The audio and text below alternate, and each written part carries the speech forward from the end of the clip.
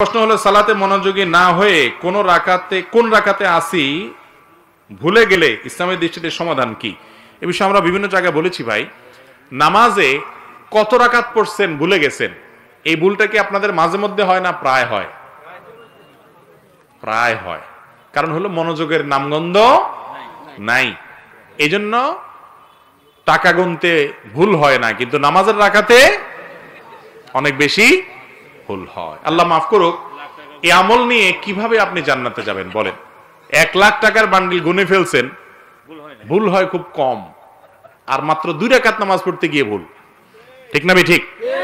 তো নামাজের মধ্যে যদি ভুল হয়, রাকাত সংখ্যা নিয়ে সন্দেহ হয়, কি করবেন?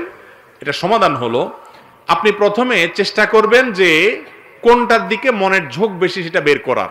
যেমন কথার কথা, 4 রাকাত ওয়ালা নামাজ, 3 রাকাত এটা না 4 নম্বর রাকাত, তৃতীয় রাকাত না চতুর্থ রাকাত আপনার সন্দেহ হচ্ছে। আপনি তখন চেষ্টা করবেন মনের ঝোঁক কোন দিকে। যদি না 4 রাকাত হওয়ার সম্ভাবনাই বেশি, মন সেদিকে বেশি টানে, তাহলে 4 রাকাতই ধরবেন।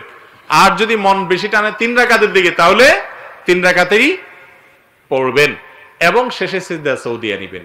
আর যদি আপনার মনের কোনো ঝোঁক না থাকে, বরং 50-50, আপনি মাঝখানে দাঁড়ায় থাকেন, কোনো হুঁশদিশ নাই, কয় রাকাত পড়ছেন কোনোই খবর নাই, এরকম যদি বেখবর হয়ে যান, তাহলে সেক্ষেত্রে আপনি কমটা ধরবেন।